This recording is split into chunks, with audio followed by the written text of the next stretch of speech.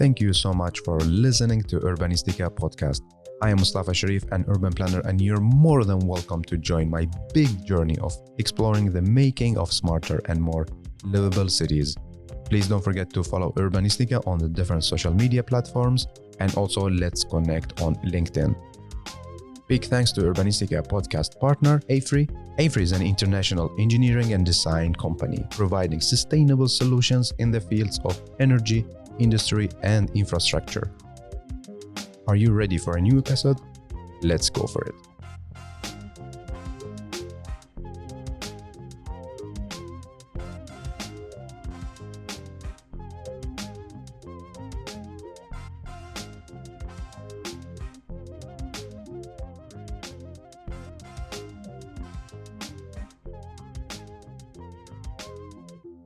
Today we have a new story and we have a new storyteller. I have the pleasure to welcome you, Demetrio, to Urbanistica Podcast. Hello and welcome. Hello, good morning. How are you? I'm great. Ready to start. Yes. A lot of projects going on? Too many. Sometimes too many, but sometimes maybe not enough. Depends from the perspective. But you also passionate about what you do. So maybe projects like just getting more and more and more. Exactly. That's an issue. Huh? So where are you now, Demetrio? Which city? I'm in Milan. I live and work here in Milan. Yes, Italy. Nice. So let's start with you, your storyteller for this episode. Tell us about what you work with now, and also tell us about what are you passionate about. Well, I'm an architect by background, but I'm an architect who loves cities. I love cities. I think my field of work and change making is public space. And probably what I'm more passionate about is public life, people in the public space. And I'm now working as director for planning and urban planning and public space in an agency owned by the city of Milan. The agency is called AMAT and is in charge of mobility, environment, and urban planning for the city. Awesome. And Demetrio, you work a lot with different projects when it comes to public spaces and street design and so on. We're gonna explore some of your projects. Let's start with the tactical urbanism one, because recent years you did a lot of this kind of projects. For our listeners, can you explain to us what is tactical urbanism? Tactical urbanism is basically a way to work and transform and change public space by with lightweight cheap interim interventions that can test solutions for then entering the public works, the typical public works sphere. Basically, we take a space, we reclaim public space from the street, particularly from mobility. We define the project, we define the perimeter of the pedestrian area with elements like bollards, like planters, and then we paint the asphalt in order to show up the spaces that have been reclaimed. And then we install basically furniture, playgrounds, elements that can facilitate social life. So we are basically changing the typical approach from public work, kind of where everything costs a lot of money, millions of euros. It takes years from the design to the implementations and a lot of frustration for people. And it's not reversible anymore to a methodology that we steal from the guerrilla practices and we institutionalize that allow us to work and transform public space in months, weeks from the first design to the implementation itself by spending thousands of euros and not millions, and with a great tool, which is reversibility, flexibility. The design that we implement can be transformed easily. So this is very good to test solutions before implementing going with more final permanent design. Yeah, but is it bottom up, or you as a city authority come with ideas? Basically, we when we institutionalize the process that is bottom up. But at the beginning, we we were not ready to do it. We had to learn how to do it, and we started top down. So basically, we started top down, but then we realized that once we were ready to scale up, we could also work with communities. We could also work with people and collaborative projects in order to have someone on our back pushing for change and not being alone. Yeah. And you have like a great example of a project is like a Piazza Aperta. Can you tell us more about it? Like from the beginning, the background, how did it start? Yeah, it's becoming a long story. We started in 2018. We started because of a collaboration with Bloomberg Associates. The city established a collaboration with Bloomberg Associates, and particularly we collaborated with Janet Sadiq-Khan, who was commissioner for mobility in New York when Mayor Bloomberg was the mayor in the city. Yeah. And basically, she taught us the methodology that she used there. Maybe you heard about Times Square. She pedestrianized Times Square, one of the more busiest streets in the world, from one day to another one with this methodology. And basically, we learned and we started saying, okay, let's find a couple of pilot projects in the city where we can start and learn how to do it. Yeah. It was a long process of understanding within the city, changing methodology, starting with a new approach. But then once we were ready, we implemented the first two designs in September 2018, and particularly the first was a great success. We were able to transform a parking lot into a plaza in a neighborhood really in weeks. How did you choose? How did you choose these spaces? Like because of in those cases, we were very top down in choosing areas where we thought there could be a potential. Okay. So we picked this parking lot that was called Piazza by name, but was just a name. It was a 25 car parking place. Yeah. And we know that cars stay there 95% of their time, 97% of their time, while people could enjoy much more of those space. And then the neighborhood was lacking a public space for social gathering. So we bet on that place. We also bet on a place that was not very central. So we wanted to create a center within the city, a new center in an idea of multi-centric city. And we test, and it worked quite well. We organized the party after the implementation, and we were surprised how many people came to the place, how alive the place was. And a few weeks before, it was just like a parking lot. And that change was a great push to go forward and test more. So we continue testing with other pilot projects. We did several in 2019, but also we started receiving proposals from the cities, from the citizens, from the communities, asking, "Well, we saw what you did in Bergamo, which is the name of the first piazza. We would like to do something similar in our neighborhood. Do you think it would be possible?" So we're starting also working in a facilitating approach and a facilitating mode.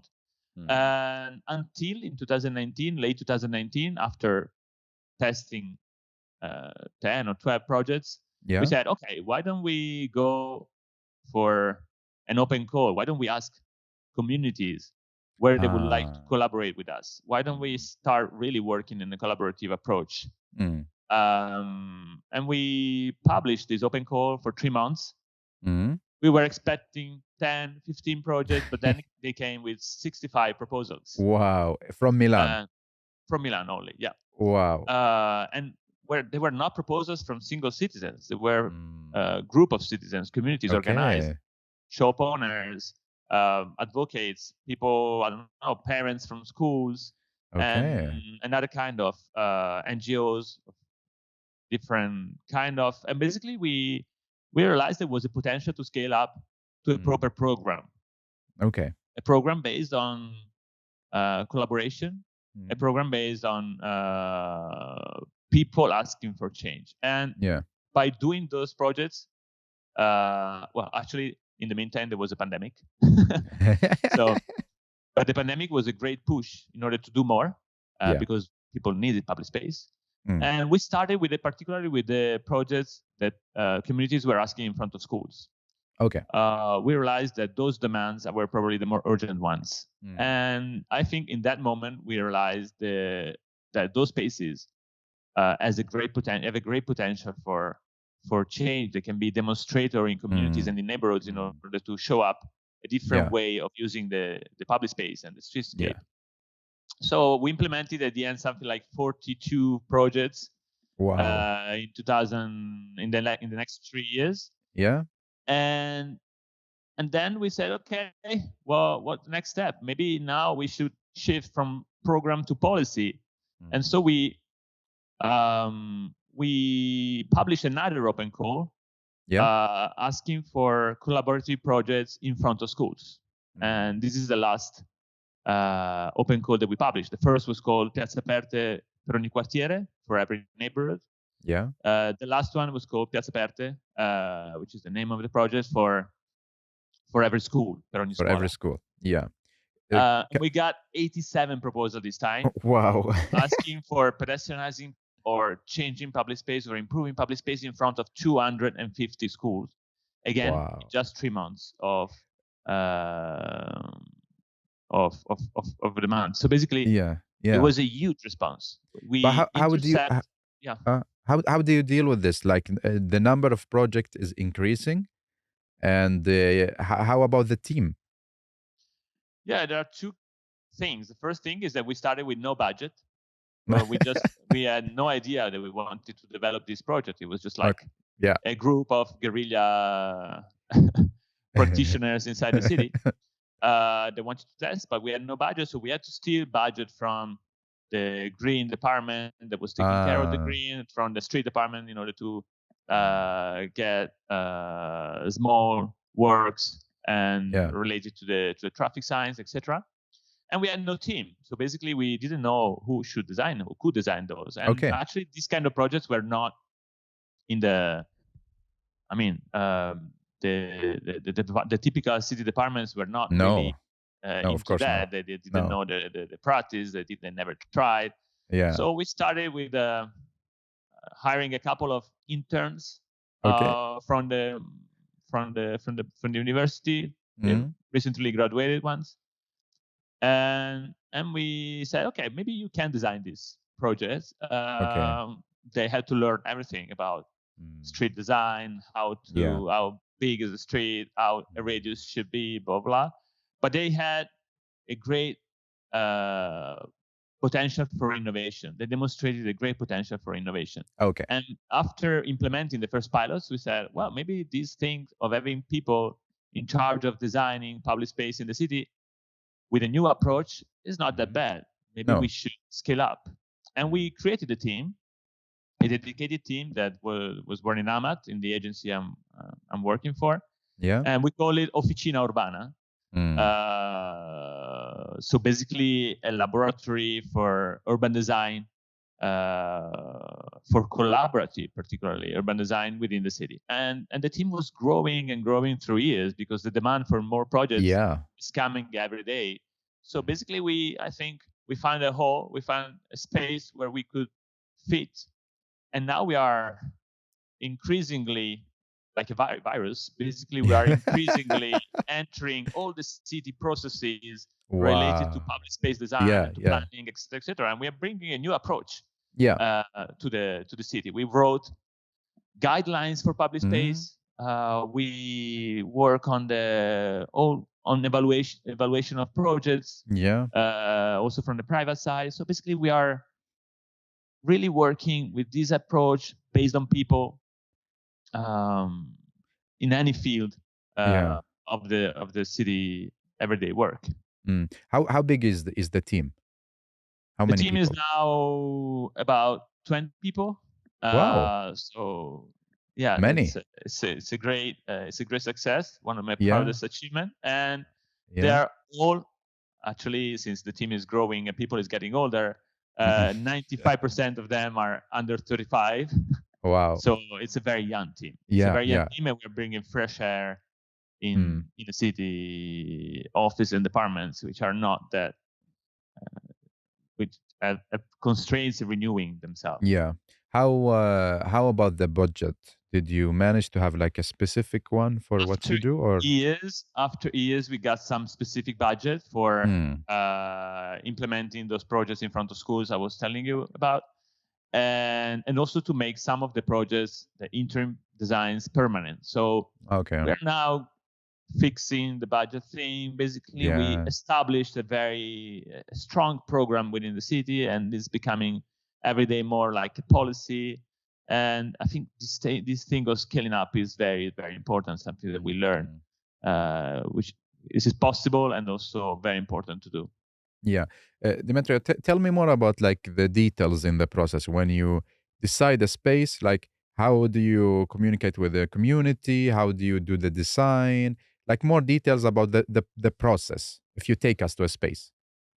As I said, we started as a top down, but then we shift to the bottom up. And when we started doing like that, basically we published this open call. Everyone could respond, single citizens or group of citizens, and we evaluate the proposals that we receive. Mhm. The proposal can have a design or can be just a request for change. Once we have all of them, we evaluate them through three main factors. One is feasibility, in order to understand if what people ask is really possible to be implemented or not. Ambition, we wanted to implement particularly the more ambitious project in order to show up, to demonstrate what kind of change we can achieve. And then we evaluate also the engagement. How many people participated in the request? How many people were participating in the proposal? How big was the audience? What kind of connection they generated and established? So then we pick priorities. We don't say no to anyone. We say, okay, these projects are the first ones, but all the other ones will be evaluated, and also we'll go through them through time. Of course, we have a capacity and limited capacity, no matter if the team is growing and everything, but we cannot do 87 projects in a year. We're no magicians, but almost. But at the same time, basically, we start dealing with them. We do a site visit, trying to get better what kind of needs people have. And then we started a collaborative design process where we ask them what is their capacity to design, what they would like to do, and what they would like to rely on us. And then what kind of elements they would like to use. Maybe they prefer a certain kind of furniture instead of other ones. In case of the schools, we deal also with the school, with the institution itself, which is a great actor to bring them on board. And then we rely on them and we sign with them a collaboration pact, which is basically a formal act in order to establish the mutual responsibility and the framework for collaboration. So they can help us in the implementation. Basically, we paint the spaces with volunteers most of the times. Okay. They can help with the design. They can do it their own themselves, or they can ask us to propose projects and then they choose. And then they help us in taking care of the space, in activating the space, and in also in monitoring. We're trying to establish also some collaboration about monitoring the results. But particularly the activation is what is key. When they activate the spaces, we really generate a sense of ownership, and that sense of ownership brings care. And like activation in what term? Like, can you give us example? Is it like event? Is it like being there? Is it? Might be any sort of event, might be informal event and more formal events. We are generating easy process. We are facilitating processes in order to make easier for communities to organize events in public spaces. And there is anything. I mean, the first very important thing is a big party, big opening party. when you pedestrianize a space, there is a lot of people skeptical about it in the neighborhoods. Maybe people who used to drive there or maybe they're skeptical about the potential for noise or whatever. And the best way to convince someone who's skeptical about something is bringing it to a party. Okay. Once you enjoy the party, maybe you will change it. Yeah. And that is actually not just for the opening. It has to be a continuous approach. Yeah. We saw street market. We saw sport activities. We use very much ping pong tables, which is a great everyday activator. So there is tournaments. There is any sort of activity, dancing classrooms, dancing shows, concerts. I mean, everything that we can do in public space. We really aim to foster as much as possible public life. Exactly. Is it a lot of permission to get for this kind of project? Like, because here in Sweden, it's like kind of headache to get all the permission from here, from there, to start doing something. Well, we are the country famous for bureaucracy. So yes, there are permissions, but we are the city is working on facilitating very much the process for communities. This signature of this collaboration pacts is a first facilitation. And then we have also another initiative that is really targeting the idea that for small events, you don't need very much. Okay. So the process is called PEADS, small initiative for diffuse events in public space, something like that. Translation is not literal. And that's working. I mean, we are showing up that the events are increasing, and it's much easier than before for communities. And I mean, those are very, very important elements of the transformation. Yeah, and how do you follow up? Do you collect data? Are you in touch with the people responsible for these spaces? Like, how do you have an overview about what is happening?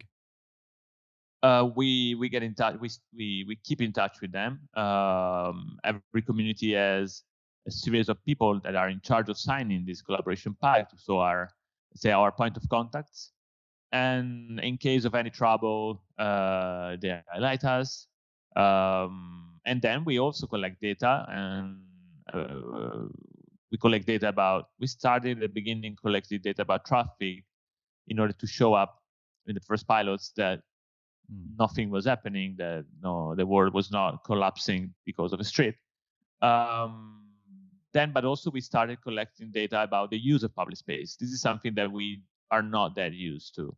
I mean, it's weird to say in 2024, but we know everything about cars, about what they movement, what they do, how much they stay in a space, how long they drive, blah, blah, blah, and we don't know much about people. So we started targeting about really monitoring the use of public space by people. How much people can stay on a bench? What kind of benches are the favorite ones? The one on sunlight, the one in the shadow, depending from the weather and from the days. What about children? We started one of the first things that we always notice is that every time you pedestrianize the street and paint the space, children pop up immediately. Yeah. Just like incredible. It's the first noise you heard is children screaming, say, "Wow, this space is free! I can run!" and started running like crazy.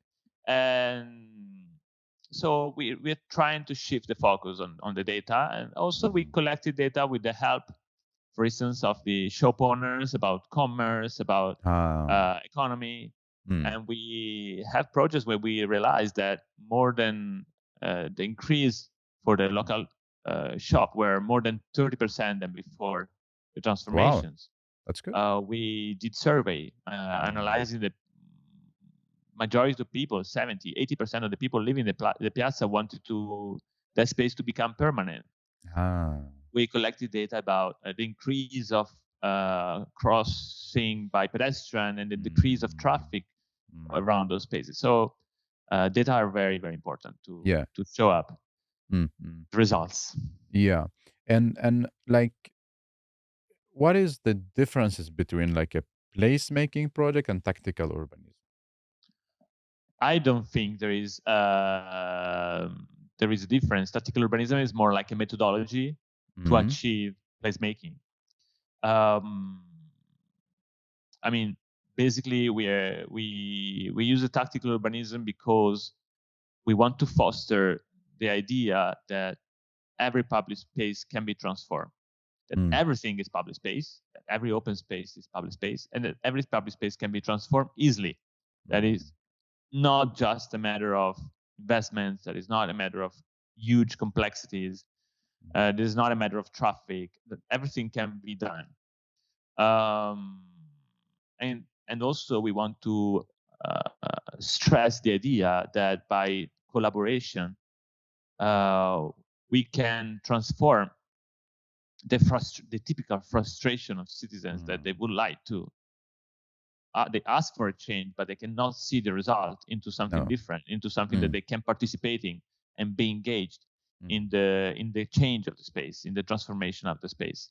So by using tactical urbanism, by institutionalizing this guerrilla practice, we really brought communities to start collaborating, not just with the city, but with each other. With each other, so basically, I mean, when it's about design and the community has to try to establish a design of a space, it started an incredible process of, okay, but do we involve the school? Do we involve the children or the parents? What about teenagers? And they start gathering and doing meetings, and it's becoming really something that is stressing very much the sense of community around the space. So the process itself helps then, is making a place, is helping the community to find an identity and to know each other, and this facilitates very much the idea that you can then relate those people, those community, to that space that we are creating. It's like it's something to bring them together, to work together, to know each other. And that's so fundamental, because I mean, public space is great, but public space with no people is not as great. And so and that's what we're generating. We're generating communities even more than the public space. Public space is just a tool to generate communities and sense of community in the neighborhoods. And what happened when the community tells you, okay, we like this design, we are happy, can we have it permanent? What do you need to do? Well, we need to start the incredibly slow public works process in order to make it permanent. But I mean, by testing solutions, we accelerate in the process because we know exactly what we want to do in the permanent design. Why, when we start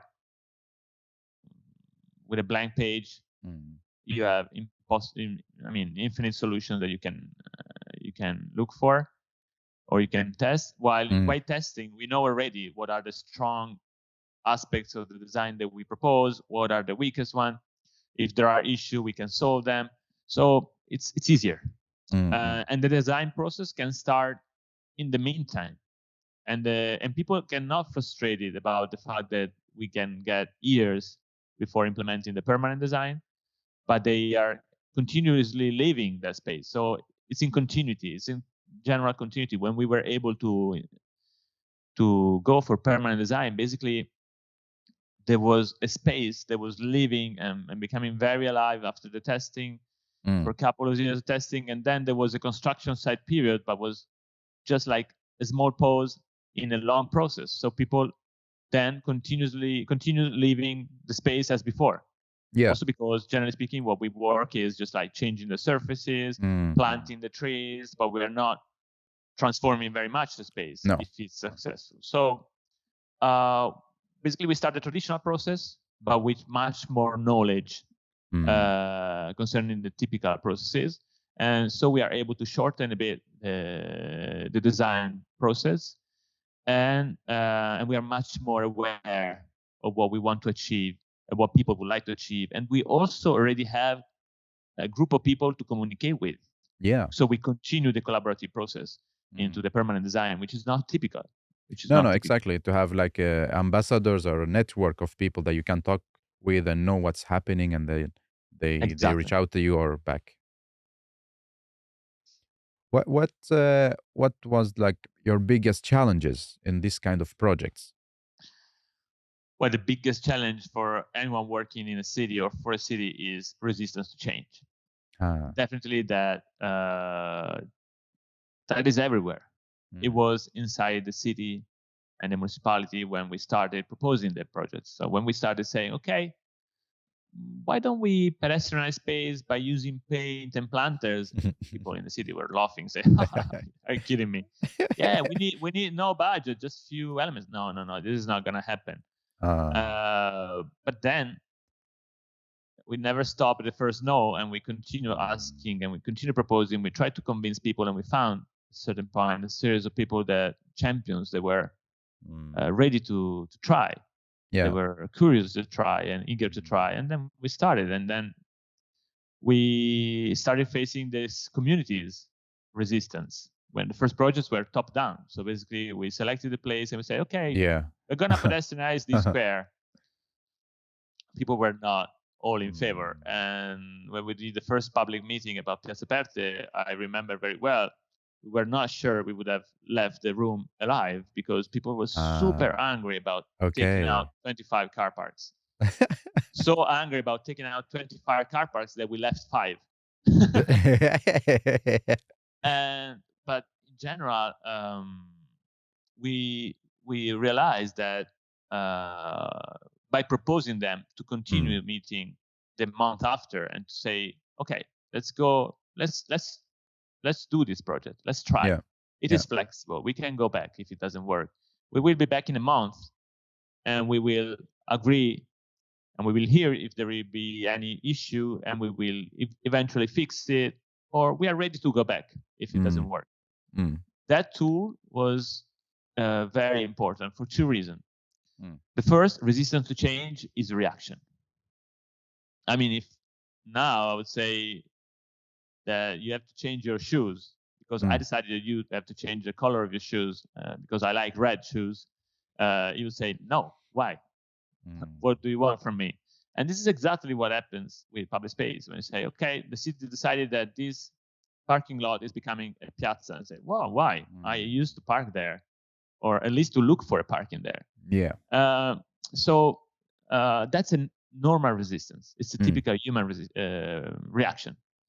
But once you tell them, let's try, you try those shoes, you try that piazza, and you tell me, if it doesn't work, I'll give you back your status quo. Basically, people get used to it. Maybe people get less skeptical about it.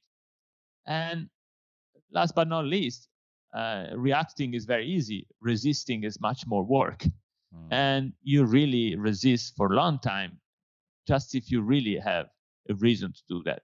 Yeah. So by resisting to resistance, I think we were able to go forward, to move forward, to scale up. But if we would have just like stopped at the first resistance, that sometimes happens, probably I wouldn't be here telling you about this project. I mean, like, because it takes so much energy from you working in the city and so on, and you're fighting for this. You could also like just sit on your desktop and do nothing and just like continue as a normal employee. Like, why? How to say? Why you're doing this extra mile, putting a lot of energy, feelings in this? Because I believe in change, and I believe in the fact that we have to rebalance the use of the street and to provide more public space to make a more livable city for everyone. So this is like your passion and beliefs. It's my passion and belief, and I'm stressed about the fact that I want to build a legacy from what I'm doing, and to give and to leave to people who will come and live in this city, a better city than the one I found. I think also this is a public servant role, which is not just try to administrate a city in order to make it work, but also to improve it. And you work also with other types of project, not only like with the kind of tactical urbanism. You have this project M4. Would you like to tell us more about it? Yeah, of course. once we created the design team, we started designing everything we could, and we found a very good opportunity in the fact that the city was constructing a new metro line, the so-called M4. Yeah. Despite being the M4 is the 5th metro line, but this is another story. And well, when I first entered the process, it was 2018. We got projects that were already approved in 2014. Imagine how long is the process of building a metro line. And we found out that there was 50 construction sites in the city that were leaving public space on the surface, where the policy was, okay, let's rebuild what was already there. So just imagine, in terms of administration versus change making, how stupid could be to use a lot of money to destroy spaces and to rebuild them exactly as they were and not improving them. No. So we said, well, we have a design team. Why don't we try to improve them now? And we started working on these projects that are incredibly complex because there is a lot of layers coming from underground that generate constraints overgrounds, because you have to manage the construction site for a long period of times. But when we realized that basically the construction site themselves could be used as tactical urbanism projects. Okay. So basically, I don't know, for instance, a main square in the city was pedestrianized, was closed to traffic because of the construction site. So and the original project was to reopen it to traffic, and say, no, why? I mean, it's 5 years as it's now closed. Traffic get used to it, and people will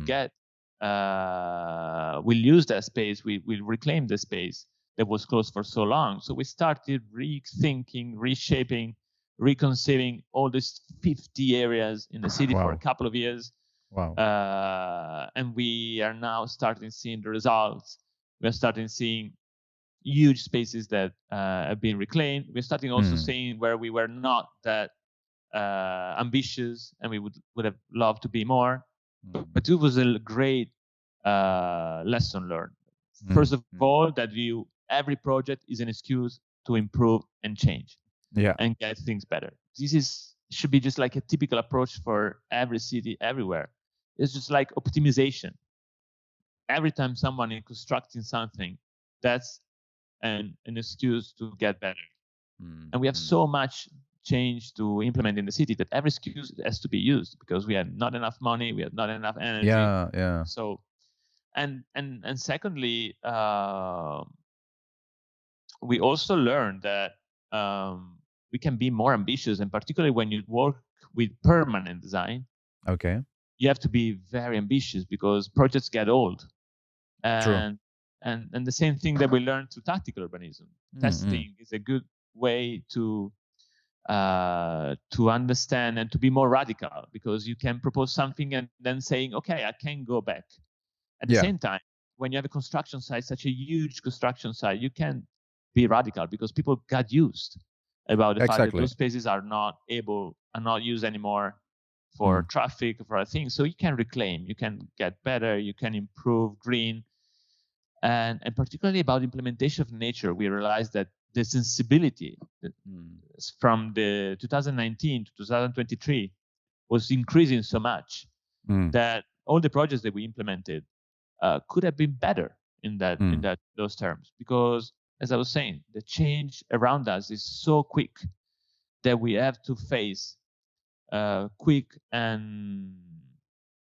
methodologies like the tactical urbanism, but also long-term vision that can imagine what kind of trends we will have in the next future. And while working on this kind of projects, let's say, I would say, like all us architects or planners and so on, I will call urbanists. What should we stop do? Because usually we say we do this, we do that, let's go for this. But what should we stop doing? The most important thing we should stop doing is caring so much about cars. every time you propose a change, the main stress is, what about cars? Mm. What about traffic? What about parking lots? What about accessibility with cars? I mean, Mm. this is just like a legacy from the previous century. We have to enter really the new one and changing the approach. We don't have to take care about cars. We have to about traffic. We have to take care about people. We have to take care about nature. We have to take care about climate. We have to take care about adaptation. We have to take care about children. So every time we put a car over a child, this is a failure. So we have to really shift the perspective. We have to change the perspective in the pyramid and to care more about people, because people build communities, because people live public spaces. Cars are not creating, they're destroying communities. No. And like while working on this, do you think a lot about like how to make a 15-minute city, or not really focusing in this kind of approach? Now, this is part of the approach, of course. Carlos Moreno's theory about the 15-minute cities is a great theory to reinforce the idea of what we are doing by generating a multicentric city.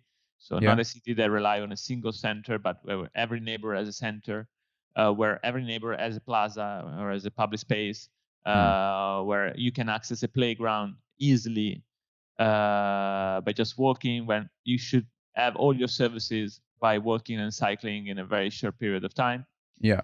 And to be honest, we already, in a city like Milan, an historic city like Milan, we already have the routes for the 15-minute city in most of the neighborhoods. Not everywhere, sorry. And particularly, we have to keep that vibrancy. We have to keep that opportunity of building a city of proximity by fostering and facilitating the accessibility for people walking and cycling. And how to say, what are you looking forward now in 2024? Any like goals, projects that you're working on now? We have to implement the school street projects. So I'm very looking forward for the next project that is going to be implemented this year and next year.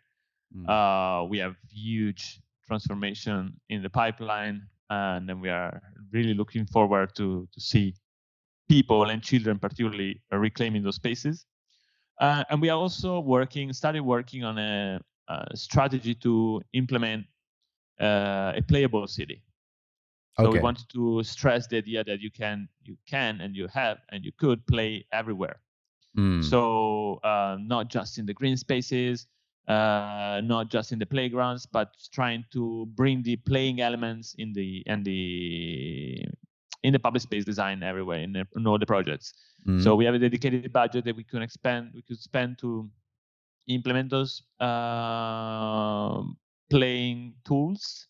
And we are starting now understanding what kind of strategy we want to use, and we want to really start also working on a policy about the fact that Milan should be a city for children, a city where you can play, a city where a child can grow in a healthy and engaging environment. So this is probably the next goal and next target we would like to bring in the everyday work and life of this city. It's gonna be a big year, huh? Yeah, let's say a couple of years, so I have more time. Because you and your team, you will have to say like a spider in the net. You talk with this department, with that department. How is this experience of being like this annoying team coming to us and telling us you need to change this and this? Did you feel like you're unwelcomed in the beginning, or how is it? Because I know I don't work in like this authority or administration municipality, but I hear from my friends here, at least here in Sweden, when they try to come with some new idea, they are not really so welcome in the beginning. They are like disturbing the others. Honestly, I'm not sure I have a great reputation. inside the city among colleagues. But apart of joking, they know I can insist very much. They know that I'm stressing their work and everyday work, but I also realize that the potential for change that we established together. So I think there is a skepticism, because the everyday administration is simpler than bringing change and fighting for change. And then also by bringing other people and the team, we generated a collaborative environment. So I tried myself opening doors. Some doors were ready to be open, some others were very tough to be open, and some other doors are still closed. Not many, fortunately, but still there are. And that's a big effort, and I think it's also my role opening that door. And then what I'm doing and what I'm trying doing is making other people entering. And the other people are much kinder than me, are much nicer than me. So that works very well as a strategy. You do all the effort to open door and then let people enter and make a party. And party is important. Party is fundamental. Public space is all about party.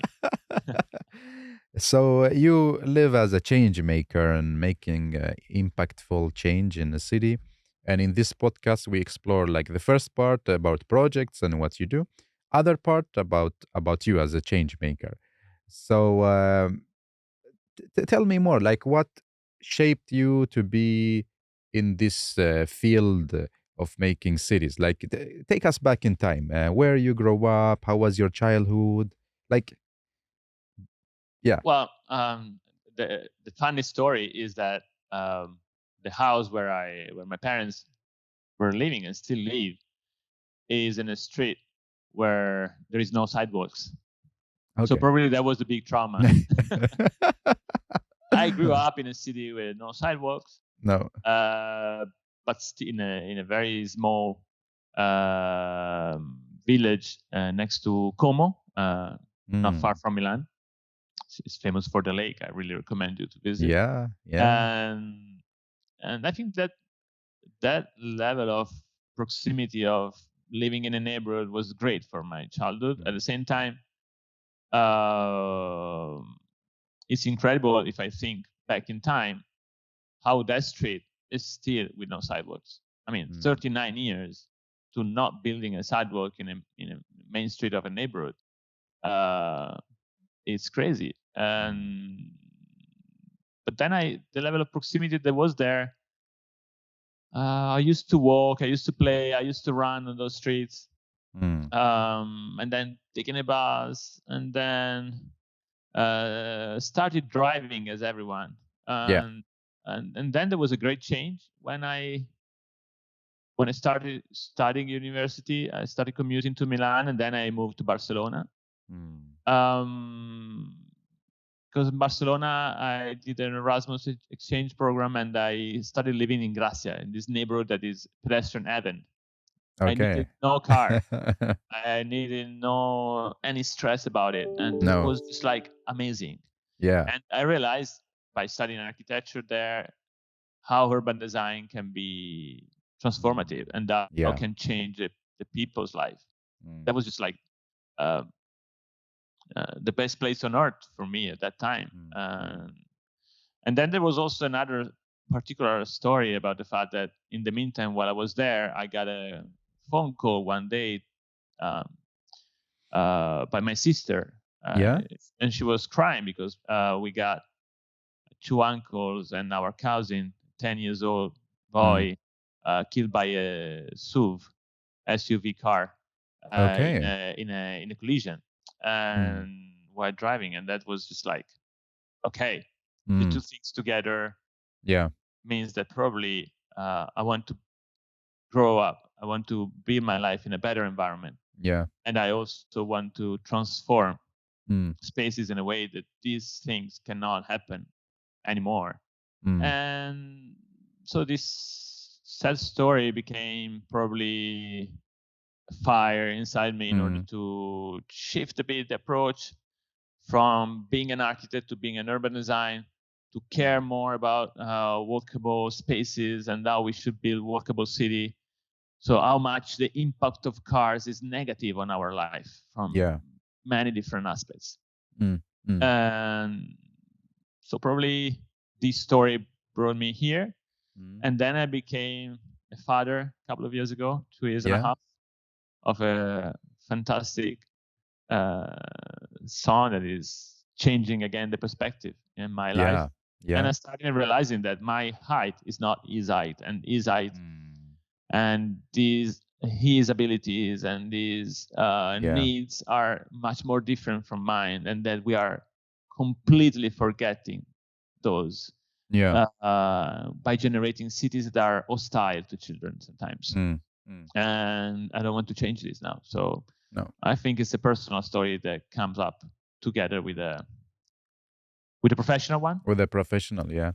Tell us, like, what did you study, and how did you start working, like where, and so, like, more about this experience. I wanted to do architecture because I like the idea of being a kind of creative person. Yeah. Also, my mother was studying architecture and never finished, so probably I wanted to finish her job.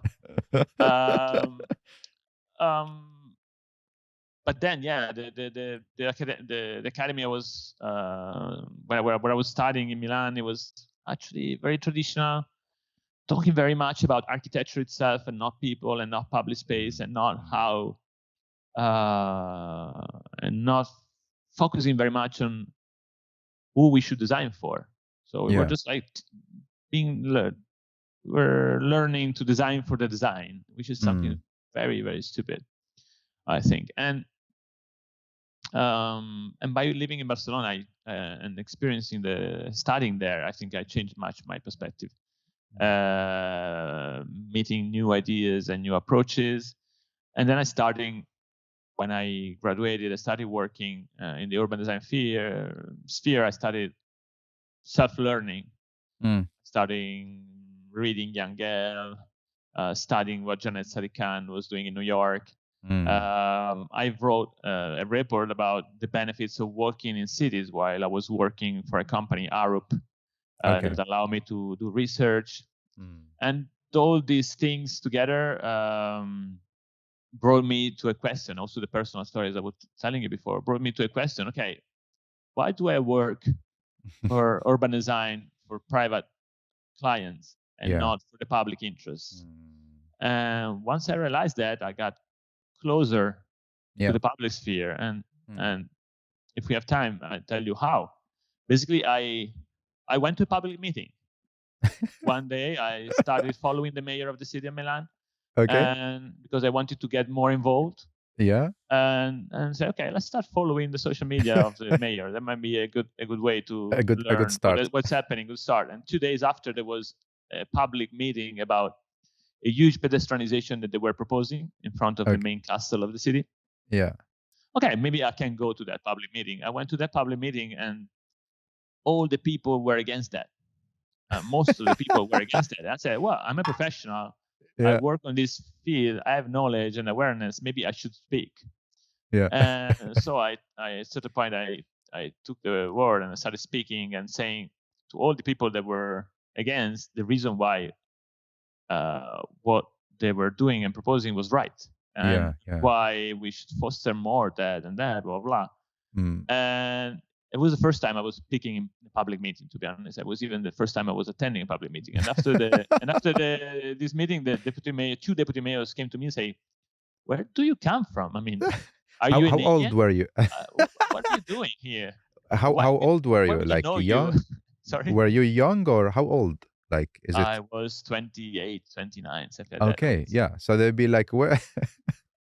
I think. And a couple of years, I think 29. And a couple of years after, I established a connection with one of these deputy mayors. It's called Pier Francesco Maran. And then a couple of years after, he's being reelected, and he asked me if I wanted to join his team, his staff. And basically, we met 4 times before. So I don't know what kind of weird ideas came to his mind, why I would have been the right person in the right place. But Yeah, like that's how it started. yeah. And I cannot go back now. It's hard to go back working not for the public interest. This is sort of sickness. Every time you walk in a space, you think something can be changed, and you could have the power to change it if you just find the right way to make it happen. To find the good tool, or if you work in a collaborative mode with other people. I mean, it's an obsession now, and but it's a good obsession. You're not getting annoyed because like working for the public or in the municipality is like a slow the process. You're not getting it because you want to do change. Like as how I understand you and see you, like you're a person like you love speed change, but you work in the municipality. Well, we are doing much more than what I thought at the beginning. Yeah. To be honest, sometimes I realize how much we are doing, and sometimes I feel very much frustrated about not doing enough. But this city particularly is slow, but not so slow. Could be slower.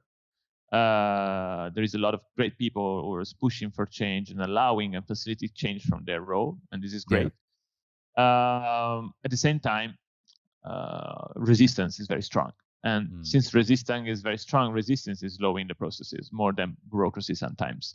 So you need courage, you need ambition, you need also to find a good situation for doing something. I mean, when we faced the pandemic,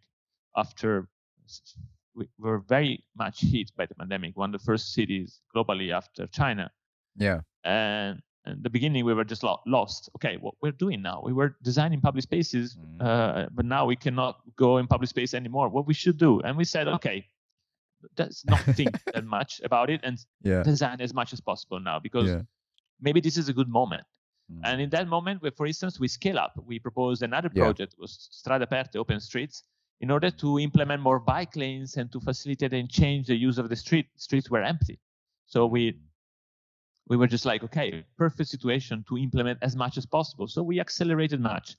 What I'm saying and what I'm trying to say is that while working in a city, there are flows, there are good moments and less good moments, but you have almost infinite potential for changing anything. And this feeling is just like helping going forward. And also sometimes seeing in the eyes of the people working with me that are younger than me, and sometimes they also have more radical ideas than me, seeing their satisfaction about having an impact. Impact is the right word. I mean, having an impact is the reason why we do what we do as public servants, I think. And this is the place where you can have more impact than anywhere else by working in our field, I think. Exactly. What do you want people to read about you, to hear about you, let's say 100 years from now, in the future? What do you want? I would love to think about people realize that I had a vision, that I been able to start an urban revolution or to contribute to an urban revolution, and I would love people to realize that these piazze, these open streets projects were just like the first, the starting point to then really changing the city in a systemic way. Also would love to be aware that I generated a legacy to build a better city for my child, and then being more ambitious, maybe I will leave a book at a certain point, people can read it, or I don't know, they could say, it's been a great mayor. I don't think this is gonna happen. Why not? No, why not? I mean, why not? Dream big. Yeah, why not? I mean, like, how to say, years ago you were in a meeting, and like telling your opinion and following your passion and what you think is right. Now you're here. Keep dreaming, no? Keep dreaming, yes. But also realize that politics is everywhere. So you don't have to be mayor to have an impact, and you can use your political role, even as a technical person, to improve change in a much more silent and exactly hidden way. I mean, it's not maybe that bad. Exactly. But dreams are dreams. So yeah, exactly. Like this is important what you mentioned now. Like how to say, not everyone will be the minister. No, you don't need to wait to be a minister to make a change. I do the change from what I can. You do from where you are, and then when we put these together, we see like a big change. Of course, one person cannot do the entire change because it's a city complex, and as you mentioned, it's like we don't have this infinity power. Yes, true. We don't have infinity power, and we really have to work as a team. This is something I learned very much. Certain time I felt myself the pressure for change. Say, okay, I should change more, but I'm not able to do it, and this was just like oppressing me. So when I realized, okay, I'm just part of a process and not responsible for the whole process, I started feeling a bit better and and working with more enthusiasm as before. And as a passionate person like you, which means like you live your life and work is part of your private life, or when you're out of office as well, think about cities. How do you keep this boundary between work and private life? This is tough. I mean, I remember myself walking in the streets and starting chatting because I don't know, something was wrong, something has to be fixed, and etc. So the boss said, okay, I'm not going to walk anymore. And if it's like that, this is too stressful. I think Elia, my son, brought a lot of balance because it's so fun and engaging. Interacting with him is so great that I became able to separate better the two worlds and the two spheres. I was not that great before, to be honest. Public space and working for the city became an obsession a certain period. So I was really overwhelmed about the potential for change and the impact I could have and I want to have. So it's getting better. It's getting better, and actually, my family is helping a lot in getting it. Yeah. Do you have hobbies apart from observing the city? Well, I used to ride a bike. I love riding race bikes within the city and not only. But now, since Elia is a great fan of trains and trams, we played a lot with trains and trams. So this is becoming my next hobby. No, I'm kidding, but it's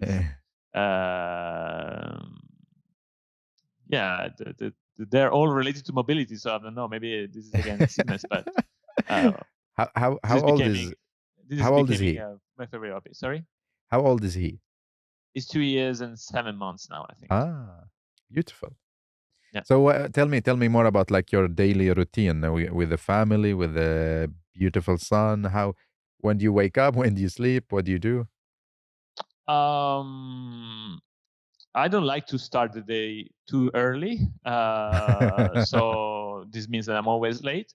Yeah. But I started bringing Elia to the nursery by walking. Okay. And the only thing is the nursery is not 5 minutes walk. It's 25 minutes walk from an adult walking. So it's a very long walk for him. Yeah. And he started using his bike without pedal. It's a balance bike. And we go every morning to the nursery by walking in the streets, in the sidewalks, crossing streets, and then at a certain point taking a bus. Yeah. And I'm realizing every day more that this time I take myself with him for him to experience around him is the best moment of my day. Because we always hurry up. Yeah. We always try to find the fastest way to do everything. True. And sometimes we don't realize what we should focus on, which is not being in a hurry, but experiencing things in a positive way. So when we picked that nursery for various reasons, very far from home, I was stressed about that. I cannot do that. Far, I cannot walk 25 minutes, or I cannot cover that distance every day. It would be too stressful. And then I realized that basically by taking out stress and putting that moment at the heart of my daily life, that was the best moment, because actually I spent time with him. He learned a lot of things.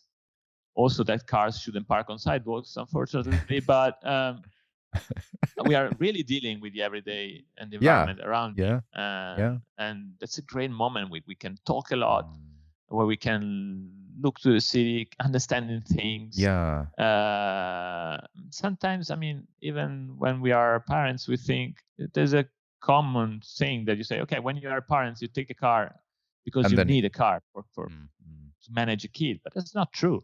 It's like, and I think also that we are developing great knowledge on him by just being slow and try to not fuss too much, not run too much on the processes.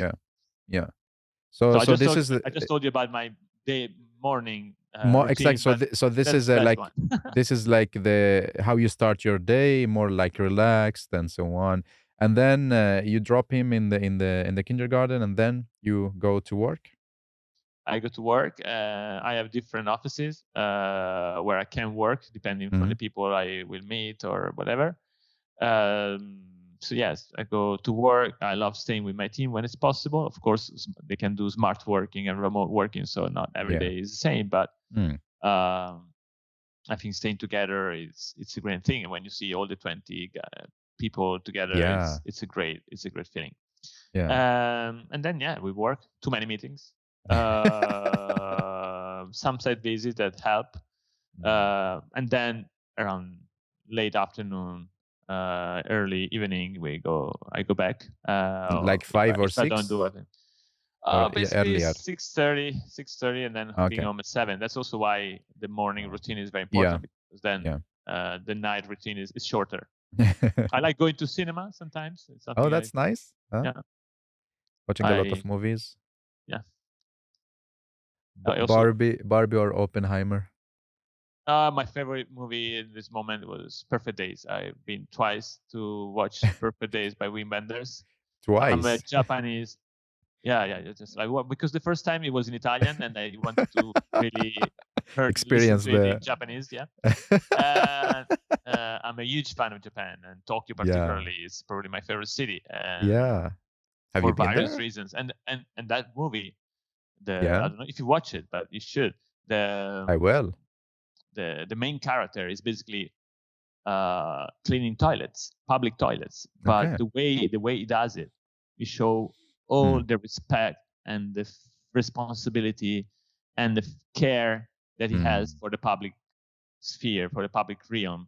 And this is something that probably I just completely loved about how we should take care about what is common good, what is the public realm in the everyday routine. And that's probably why I love that movie that much. I really recommend it. I think I will watch it because of you watched it twice, so it means there's something big and a big message inside it. Also a very nice soundtrack. If you choose to work with another profession than making cities, what will you choose to do? Well, this is a good question. Well, I would like to focus more and understand more people's behavior. So I would really love to understand better from maybe an ethnographic perspective behavior of people in cities and not only. I'd also would like to write. Honestly, I would love writing, being a writer. It's something that I would love to do in my life at a certain point. I'm not sure I'm gonna do that, but the next one for sure. Is there like an idea in your mind to write like a book about? Maybe about the projects you work with, or because you mentioned you wrote like with your team more like policies or guidelines, but you want to write more like a book, right?